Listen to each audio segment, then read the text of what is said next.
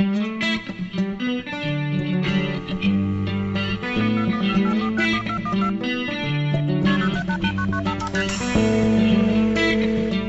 morning at the Dome. The time will be 1, 2, 3, 4. Exactly.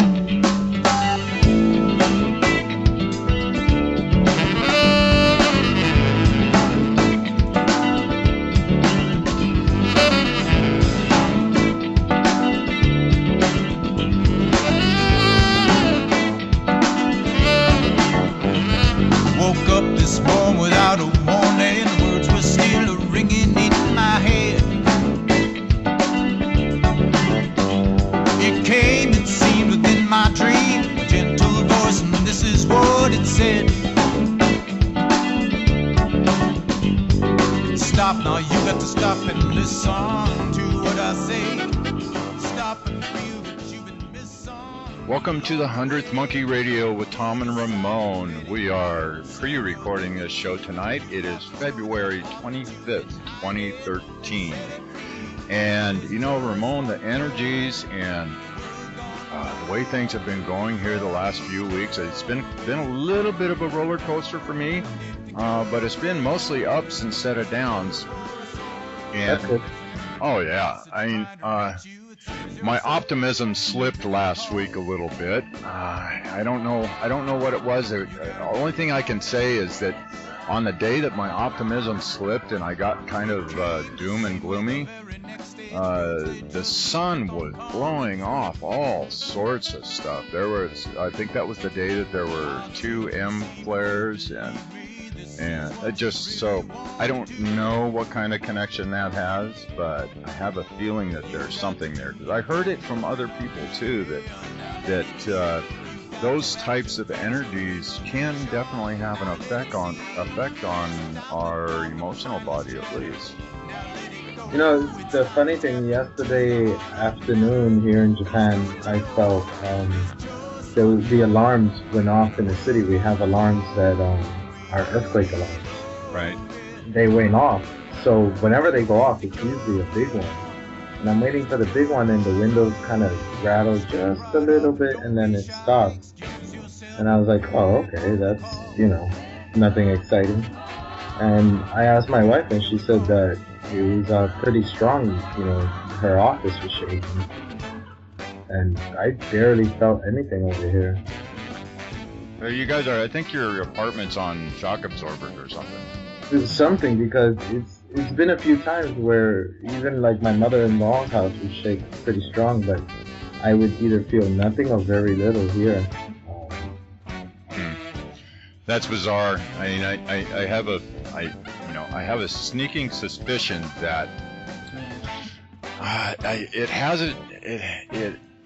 has something to do with the consciousness of the being who's experiencing it, on how intense something is that they'll experience. I mean, it's like the calm in the middle of the storm, where everything may be going all chaotic around you, but you have a little bubble around you where your consciousness is holding a stability.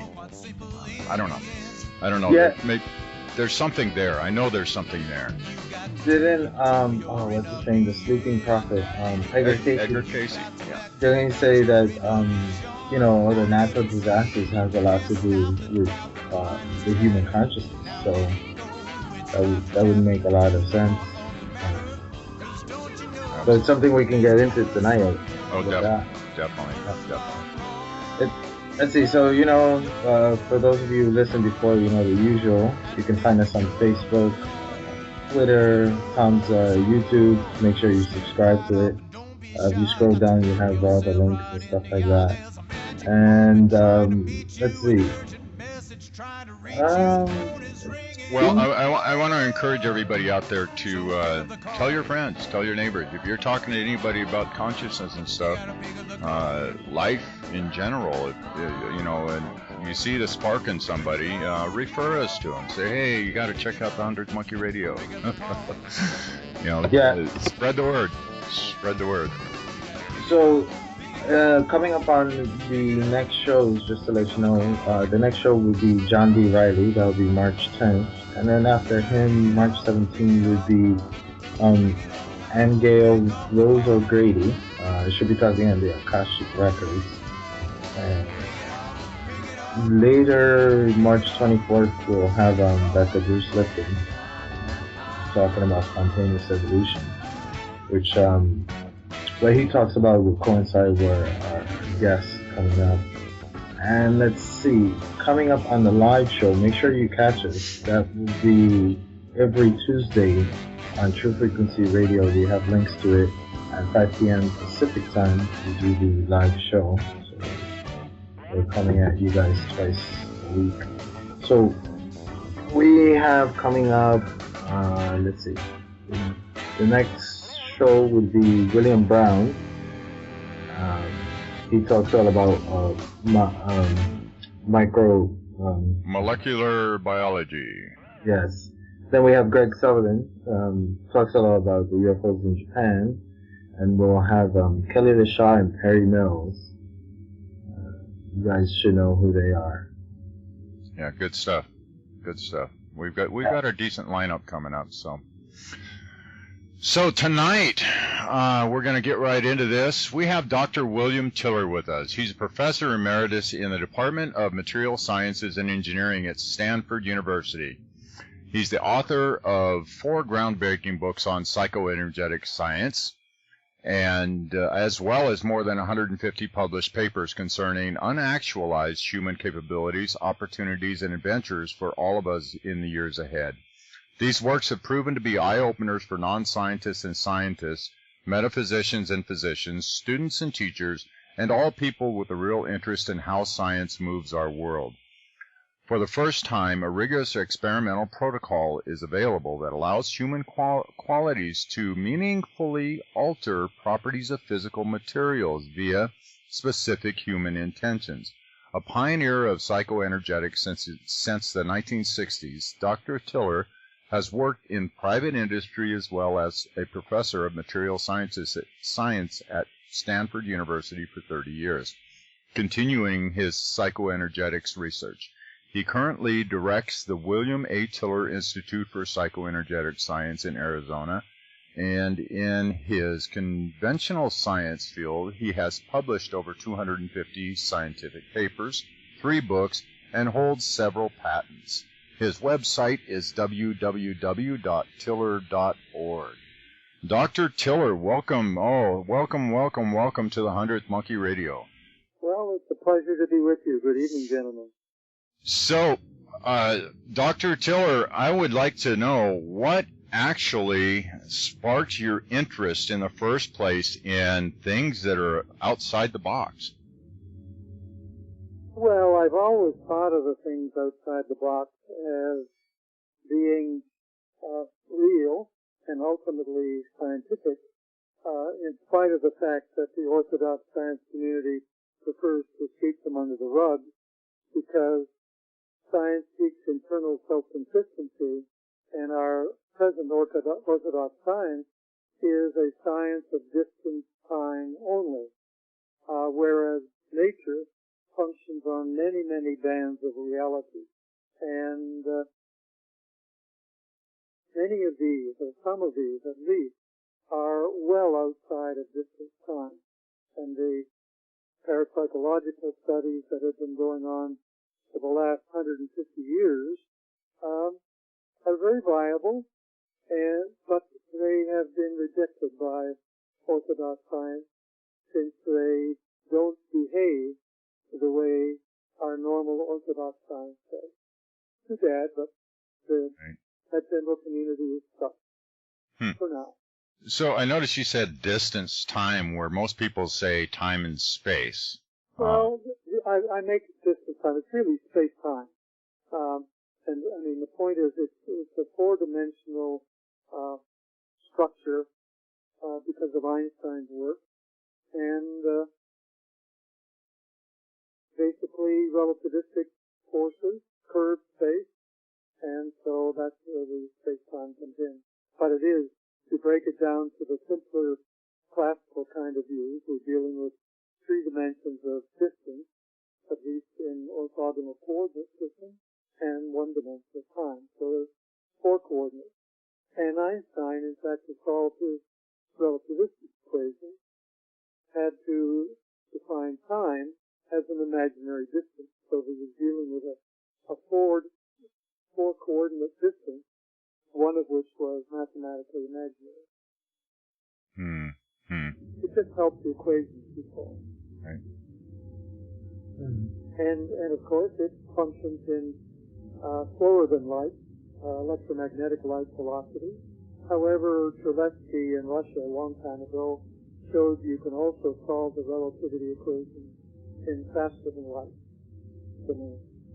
But Einstein felt that in that reference frame at least, you could not provide enough energy to accelerate something to the velocity of light, and therefore nothing would go as no mass particle would go as fast as light or above light. However, from the duplex space reference frame that I use, and I need to use to be able to explain the experimental data we have, that also allows you to avoid the Einstein limitation, because as you accelerate a positive mass particle towards the velocity of light, when you're close to it, you don't have to go all the way of a light velocity. You can quantum mechanically tunnel through into the faster than light domain. So with the whole Einstein theory, how do they try to explain something like quantum entanglement, which is proven and peer review many times, that when you change the direction of one electron here, and then let's say over where you're at, well, you're talking about the experiment of two particles as a pair, where one goes in one direction and the other goes in the opposite direction. But you conduct an experiment on one of them, then the other is, because it's entangled mathematically and more deeply in nature, and then it also is affected. So, I mean, that's a real phenomenon, all right. Exactly how that works is very difficult as far as relativistic theories are concerned. Generally, you're dealing with in relativity with one particle and how it curves space.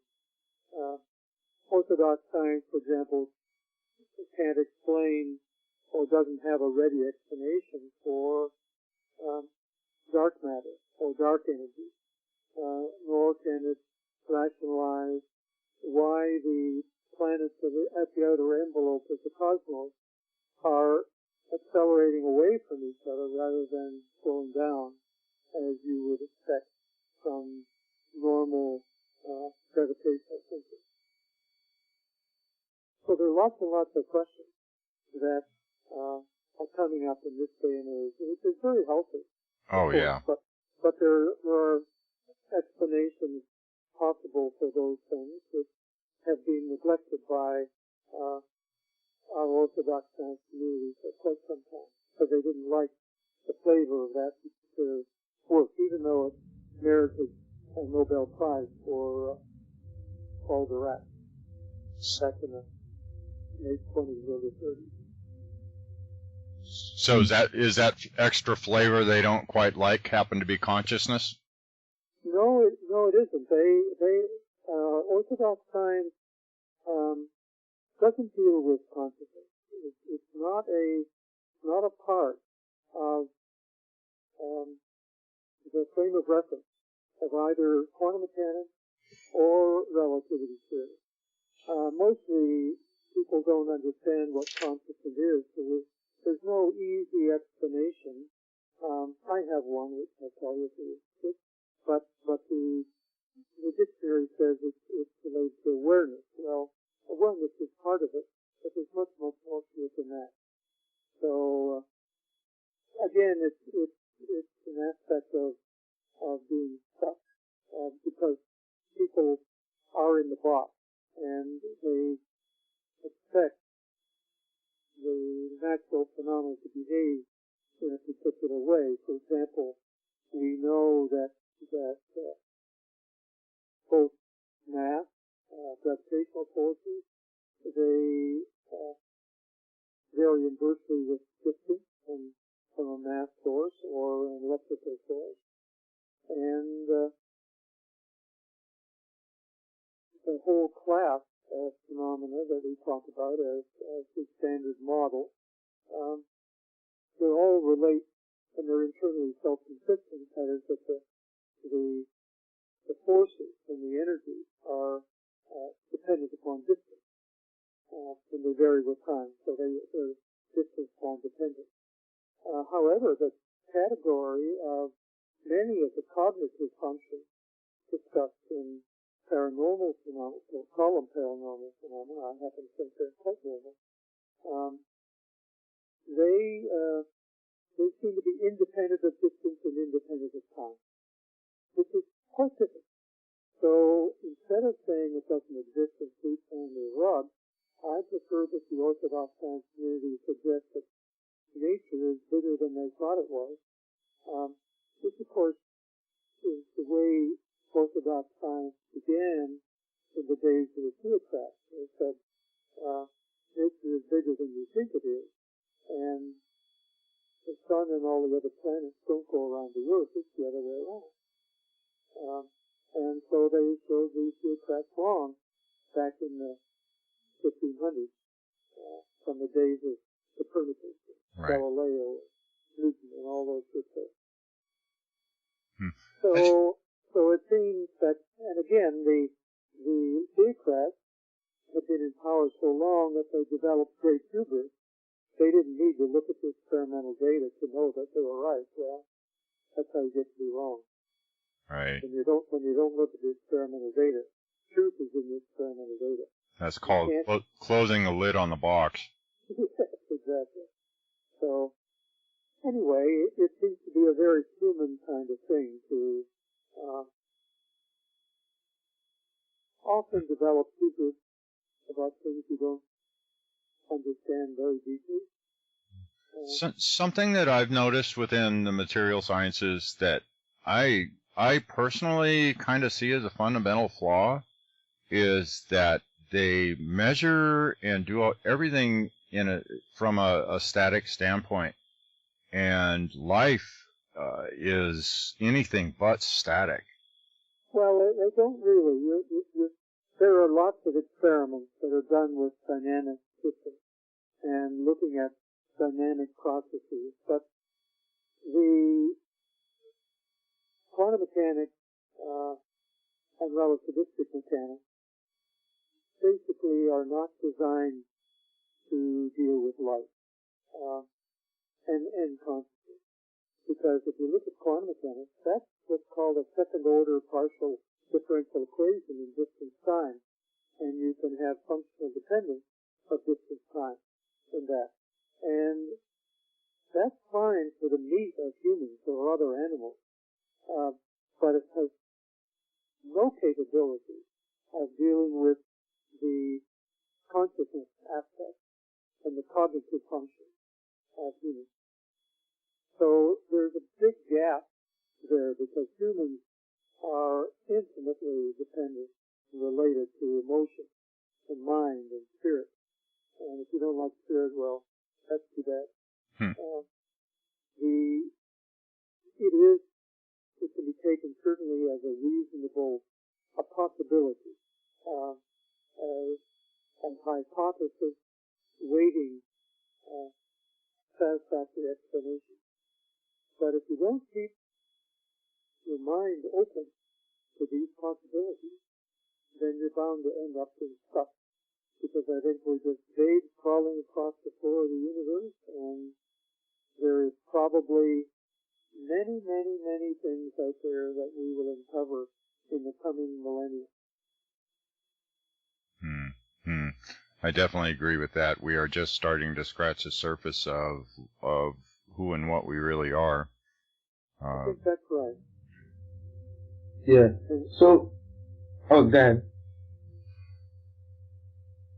Phil, can I finish your thought? Sure.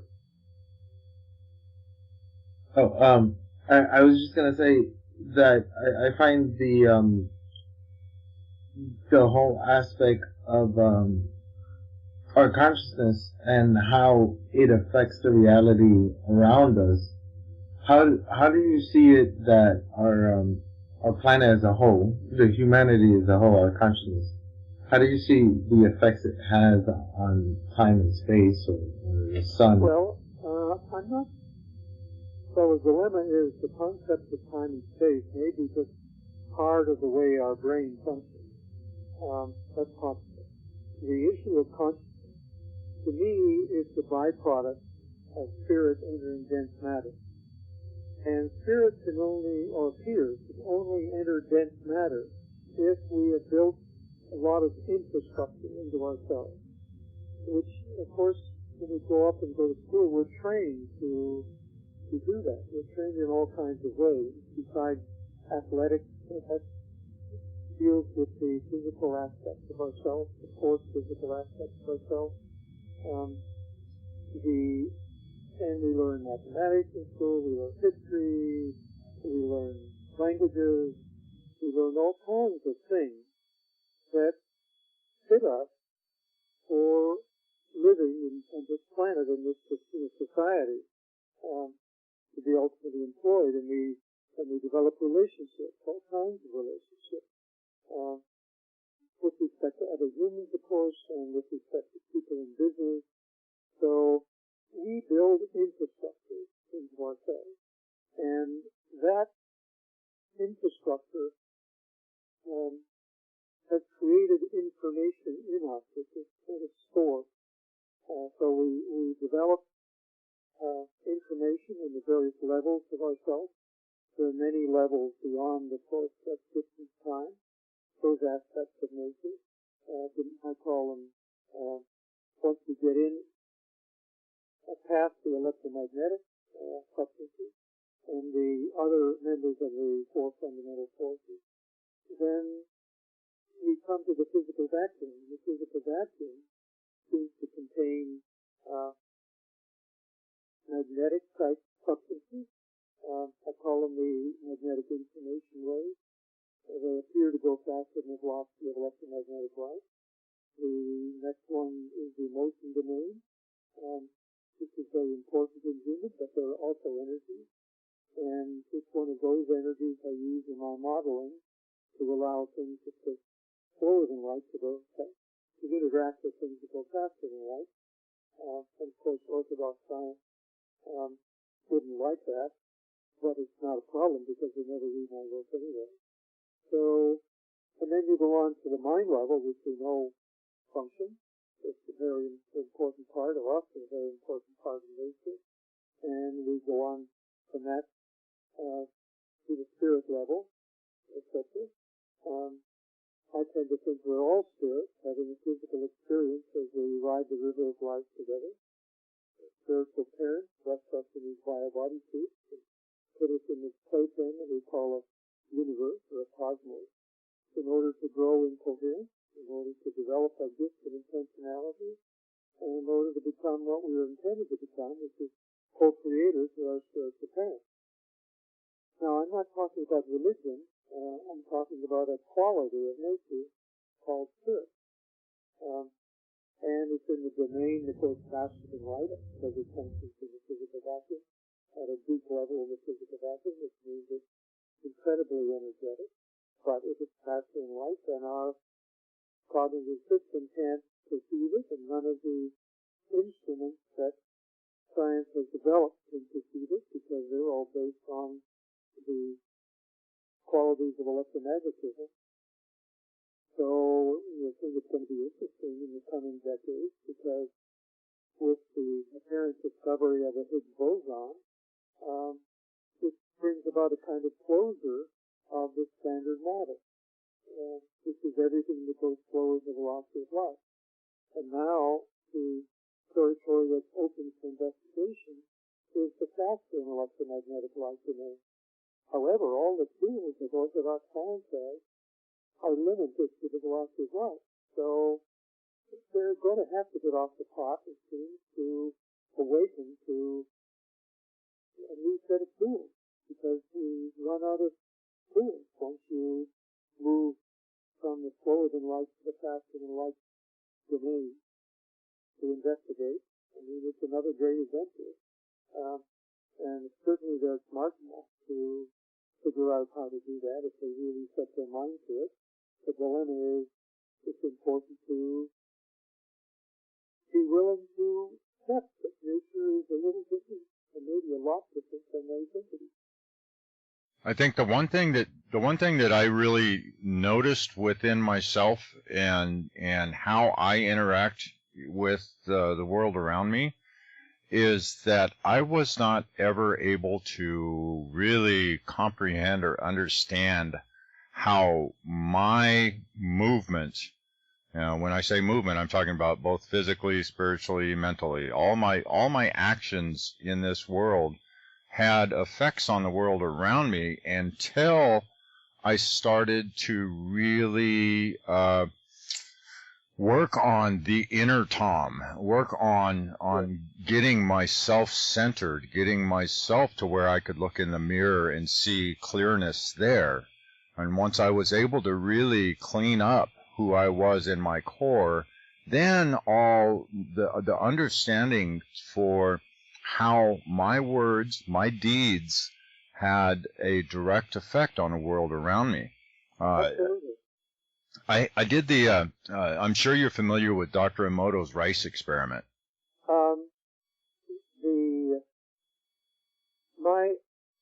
My conventional science, I'm a world-class expert in the science of visualization, and I know of Dr. Emoto's experiment. I do not, as an expert in science of visualization, I do not have a high opinion of it. I know the phenomena. I've studied all of those phenomena, but without using intention. They're a natural set of phenomena that come from the normal parameters that are involved in the choosing process. Oh, I'm not talking about his water stuff, the water stuff. I'm talking about he's got an experiment called the rice experiment where I don't know that one. Well, he takes three containers. I use 3 kitchen glasses. Yep. And I put 3 equal amounts of rice all out of the same bag. 3 equal amounts of rice and 3 equal amounts of water, and I covered them.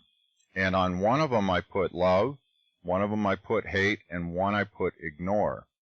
Okay. And every day I went by the glasses. I set them on my windowsill right above my sink so that I would see them every single day, and wouldn't forget to do this.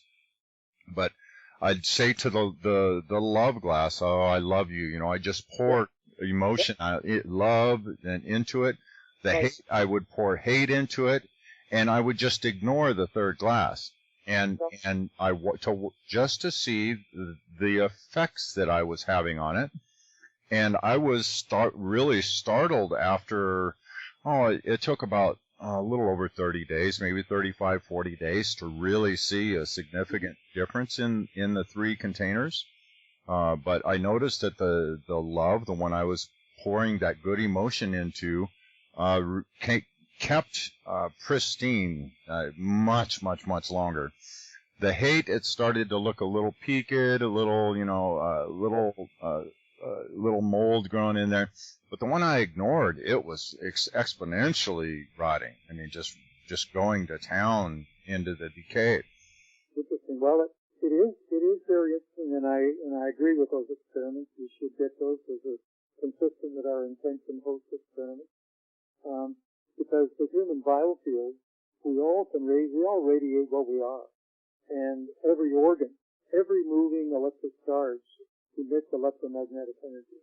And just as television set or the radio wave, you can imprint information on both of those carriers. So in the radio, of course, it's just sound, but in the video, it's both sound and light. So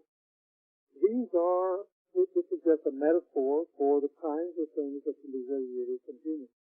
And as an individual learns to develop their inner self-management is to learn to meditate, to go in and inside and diminish the noise level that our world provides for us.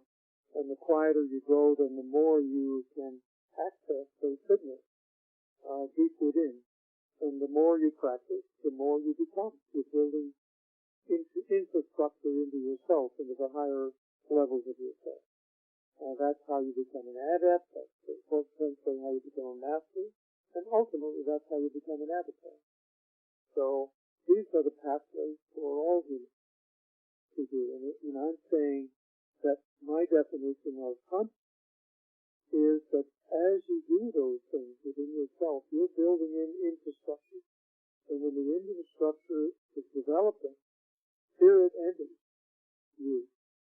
And when spirit enters, the byproduct of spirit entering is consciousness. And consciousness begets awareness, but it's much, much more than just awareness. And it is time to really look at that. Of course, when people are, but let's look at this just a scale. We can argue about the type of scale, but the work that David Hawkins did with the logarithmic scale of consciousness. Most of humanity is around the 200 level. That's not very common. And of course, even those that are in 300 and the 400 level, they are bright professors and excellent medical people, but they're still not to the 500 level where the issue of unconditional love that's coming in. So that becomes a rare group, and as you go up from there, in building consciousness by doing all of these things. So we have to deal with that, because the cognitive abilities of people who are at the 200 level is not particularly high. And they won't, even if you put data or information in front of them, they won't understand. So you have to help them come to understand. So it's a process. And we have to remember, as we communicate, it's a question of the information transferred into imagery by the receiver, not that offended. And if you look at the conscious brain versus the unconscious, we're mostly unconscious, basically more than 95% probably. It turns out that the unconscious brain appears to have about more than 1 million times the information handling capacity of the conscious brain. So the unconscious is basically doing all the work. It's gathering all the information, making plots, it's solving equations, it's doing all kinds of things. And then it gathers and creates little kernels of information which it feeds to the conscious, but only along those levels that the human conscious has given meaning to. If the human conscious does not give a thing meaning, then the unconscious will not feel it. So it is really important to give a thing meaning, even if you reserve judgment about final meaning. But to give it meaning then allows the unconscious to start waking people up. And the unconscious basically does this so that the conscious can have an experience of living. Otherwise, it's mostly asleep. So, have they ever investigated, like, for example, Tibetan monks or Yes. or yogis? Where would they fall into? The Buddha relics, because of their loving kindness over so many years, so many thousands of years, they are remarkable beings. And they leave behind little pearl-like relics, which can be gathered from the cremation ashes. So I would say look at two pieces of information.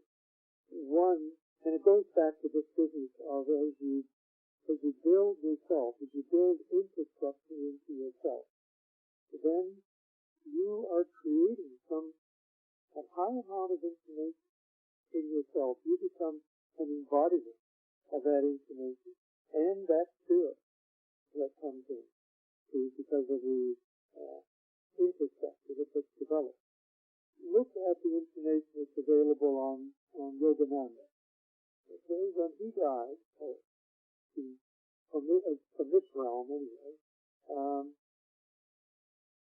his body did not begin to decay until after 40 days. 40 days. It's like your righteous thing. That's amazing. He had built so much information, infrastructure, consciousness into his various bones and structures of his body that it was there and it only slowly leaked away.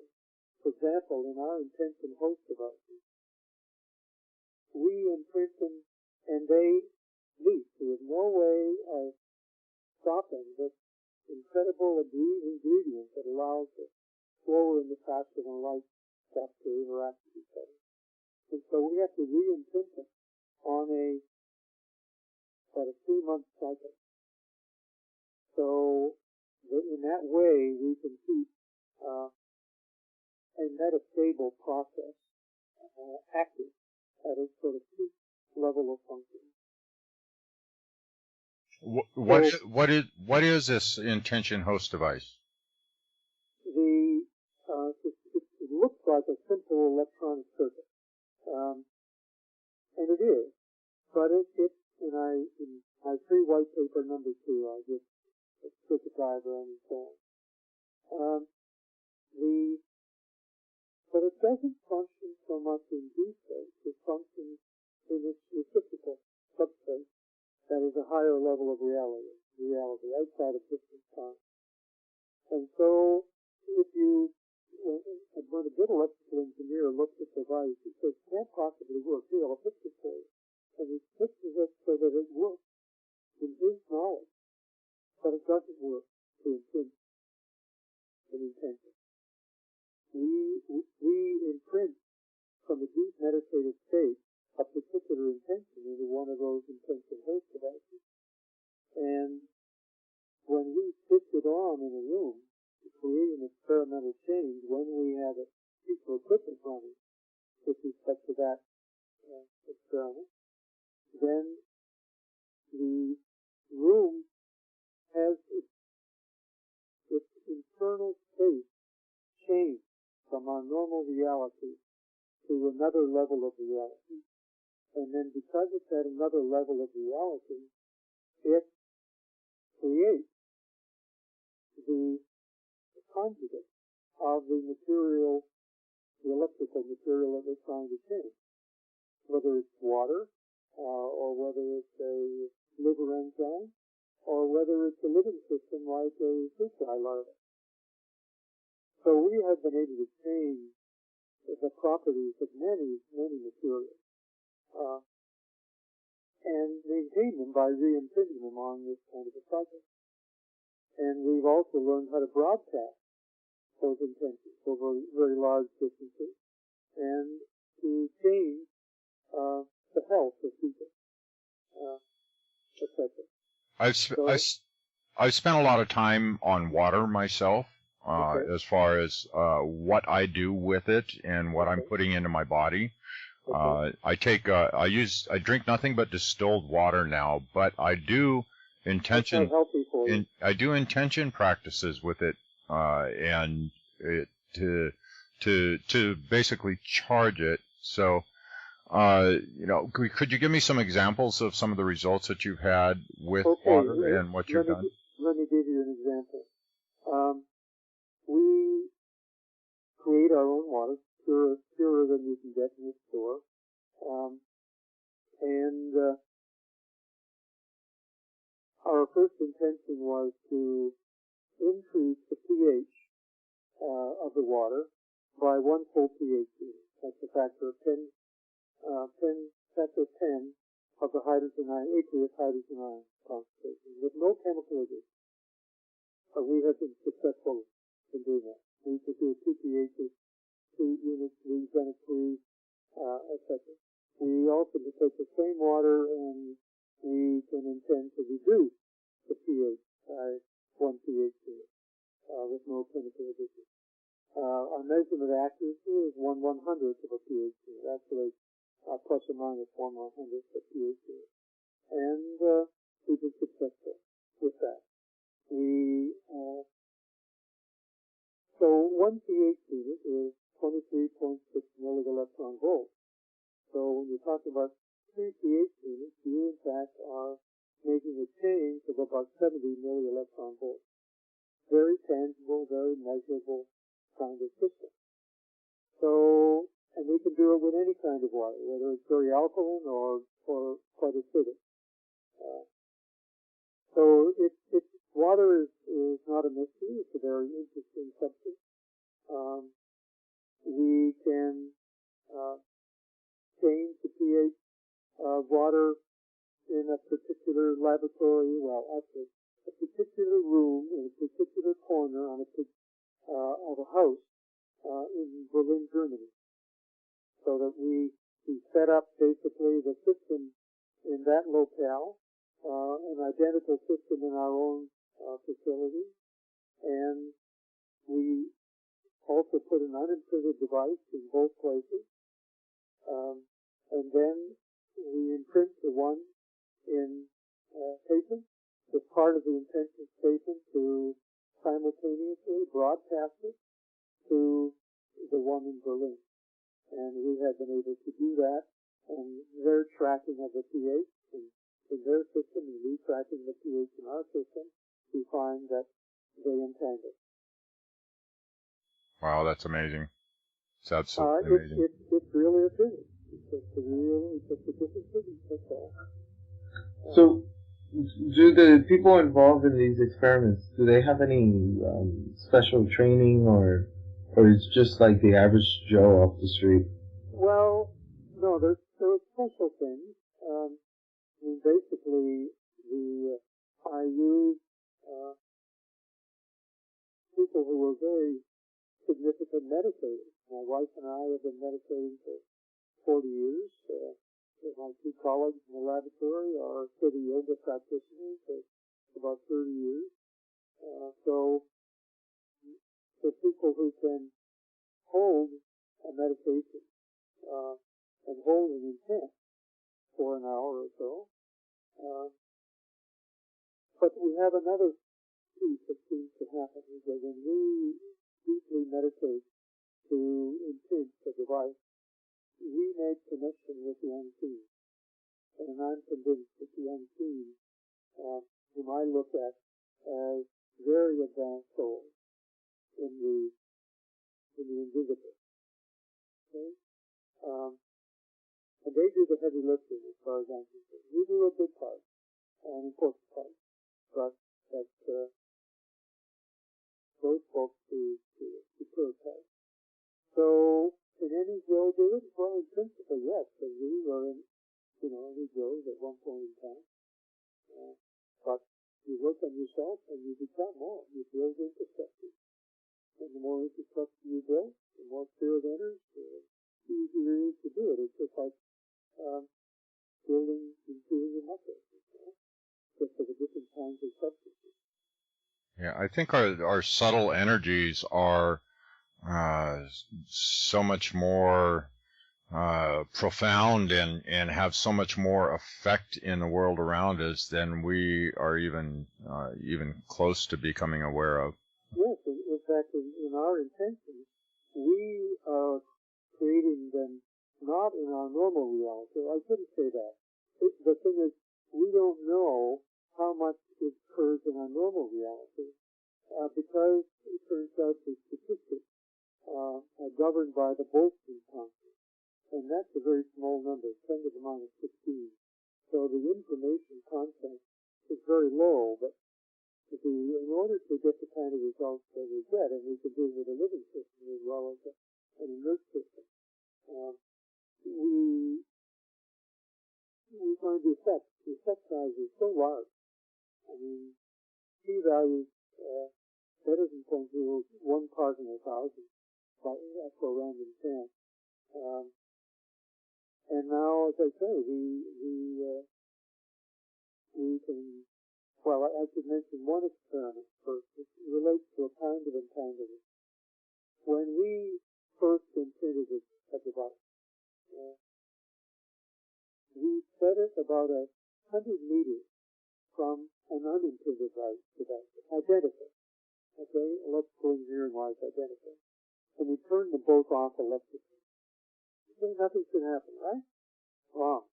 Turns out within 3 days, the unimprinted device has picked up the imprint from the imprinted device. So it says that there is another information carrier, a substance and a medium of nature through which information can pass and have an effect. And so, and we have found over the last 15 years with experiments we've done, we have seen entanglement between one laboratory and another 1,500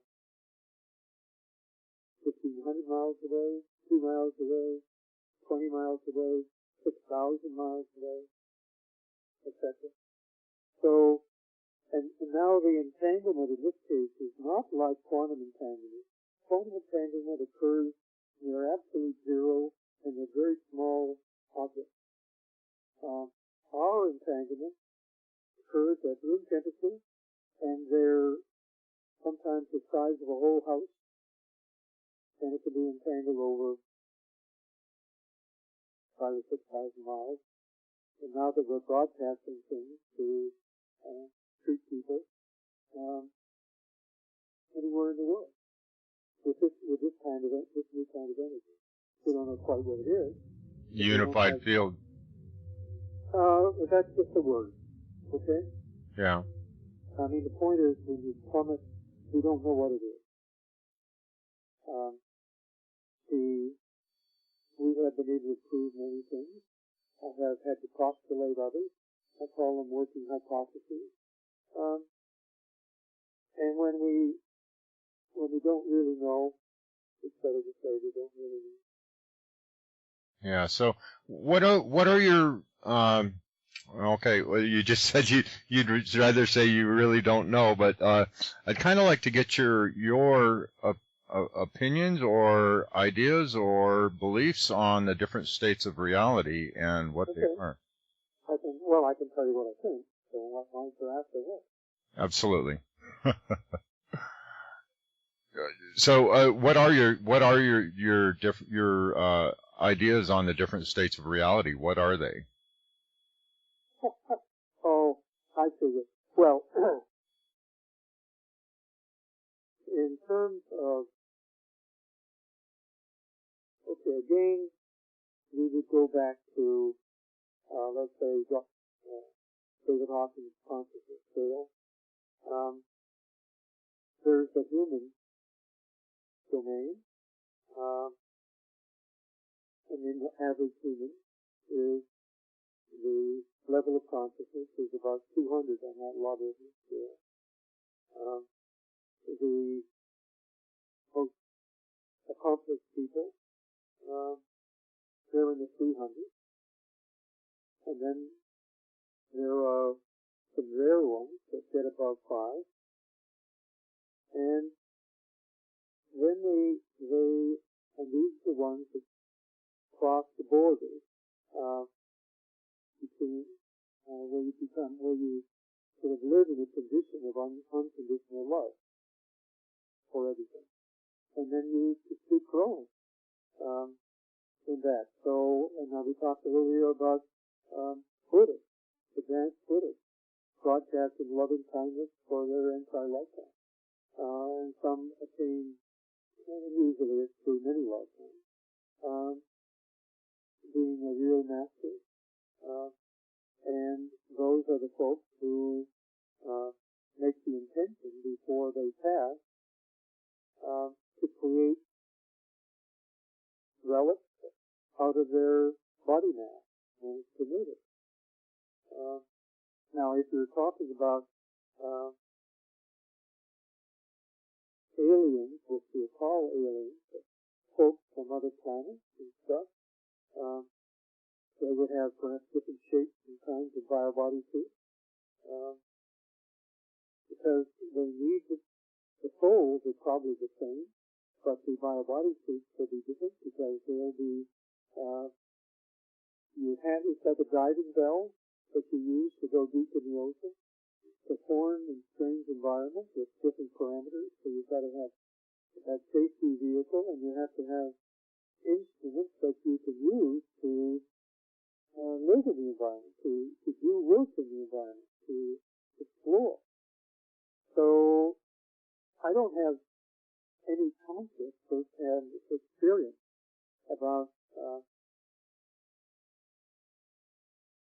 things we would call aliens, but they have to be there, and they probably aren't paying a lot of attention to us because they're not very developed yet. They're paying some, of course. We all get the scuttlebutt here and there, but by and large, we're still not very developed. So I don't know how much you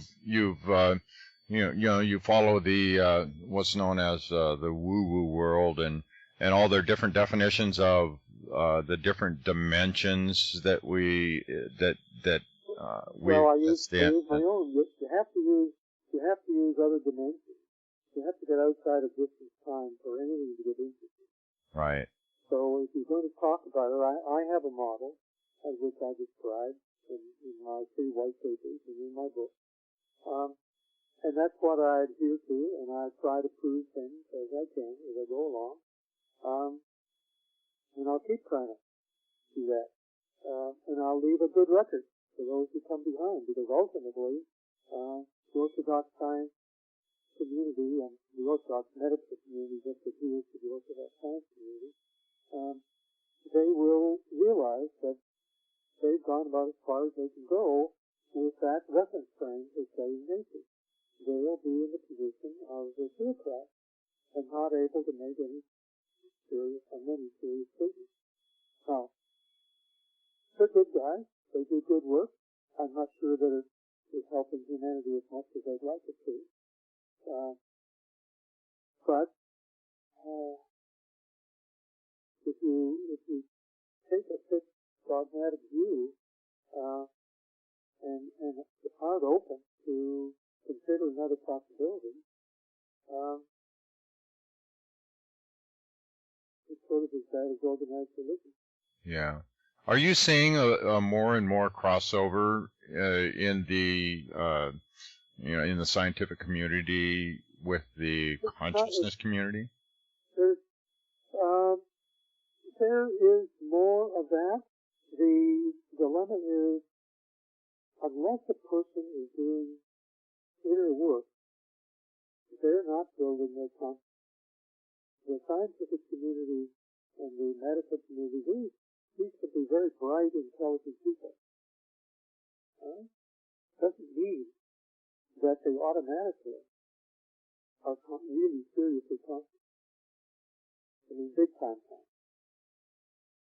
Unless you see, there are 2 things we have to do at the same time. One is gather information, and the other is build infrastructure within. If you don't do both of them, forget it. I like that. Yeah. So we're reaching the top of the hour, and want to give you a chance before we go into the number section to let everybody know what books you have out, what you're doing, where people can find you and see you. The book in my website, the 4 books. The first one, published in 1997, is called Science and Human Transformation, Subtle Energy, Intentionality, and Consciousness. And that's based upon the research that I did from 1970 to basically 1997.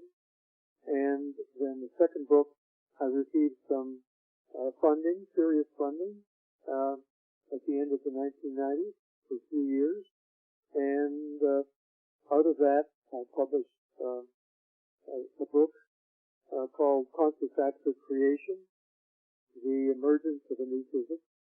And where I lay out, in both of them I lay out something as a model, but certainly that's where I lay out the experiments that we've done with intention host devices, I call it, and maybe another 50 scientific papers that we get published here and there in people's books or other places, but not in only the orthodox journals because they won't accept this material, category material. Then to prove replicability, the third book, I think came out in 2003, that was called Some Science Adventures with Real Magic. And then the fourth book, where I really simplified what was in the two previous books, and it's called Psychoenergetic Science, a second Copernican scale revolution. And then on my website, there are, at this point in time, in addition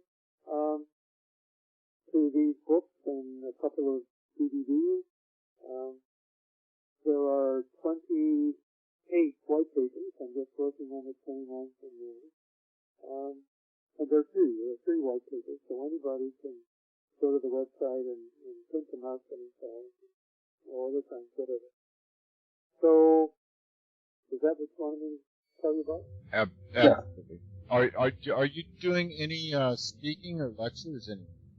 Yes. I do about this point in time. I'm doing about an interview a week or every 2 weeks, and I'll be speaking. I think I'm going to be the keynote speaker for the ASEP conference in Reston, Virginia. This the 15th International Conference, and it's May 31st, June 1st, and June 2nd of this year. Let's see, in July 19th to 21st, I'll be speaking for 2 or 3 hours at the California Institute for Human Science in Toledo, California, and a couple of others. I basically try to put up the information as to where I will be speaking and when on my website. So I don't use the computer myself, so I never go to the website, but I know that these things are supposed to be there. Well, you're definitely keeping busy. I can see that for sure. Yes. Okay, well, I want to thank everybody for listening in this first segment, and I urge you, if you're listening on YouTube or one of the 3 options, to pop over to the 100thmonkeyradio.com and hit that join button and become a member and check out all our second hour content. I want to say, condemnation without investigation is the height of ignorance. The love you deny is the pain you carry. And we'll see you guys in a second. What I say, stop and feel that you've been missing along the way. Put aside your petty fight, serve your dignity. You've got to show the heart that you've been hiding and set it free. There's just one door, we're gone wrong. We all need love, yeah. And if the cure for one is the cure for us all, there's an urgent message trying to reach you. Excuse yourself and pick up the call. You gotta pick up the call. It came the same way the very next day. The words they just kept on coming through. Hard to conceive if you believe me. This is what you really want to do. You got to tune into your inner being. Now let it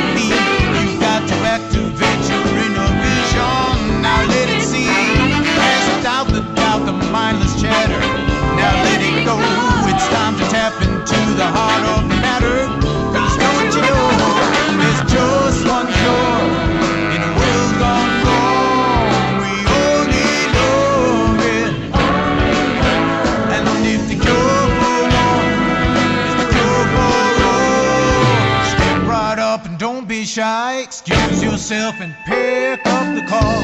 Pick up the call. You gotta pick up the call. Pick up the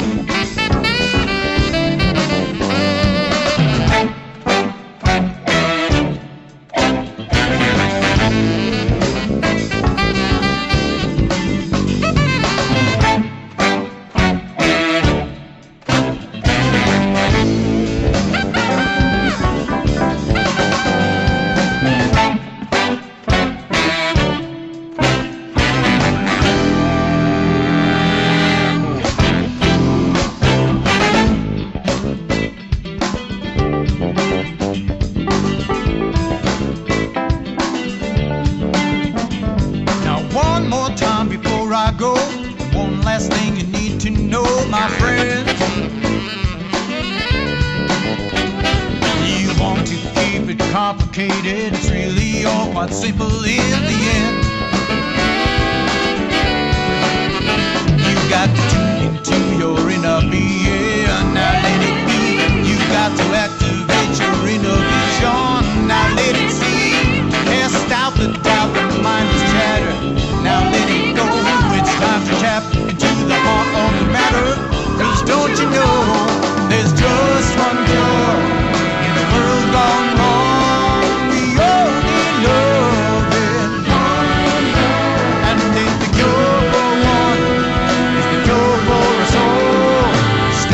Up and don't be shy, got to look yourself right in the eye. There's a magic moment trying to meet you, an urgent message trying to reach you. The phone is ringing off the wall, so pick up the call. You gotta pick up the call. Pick it up, pick it up, pick it up. Pick up the call.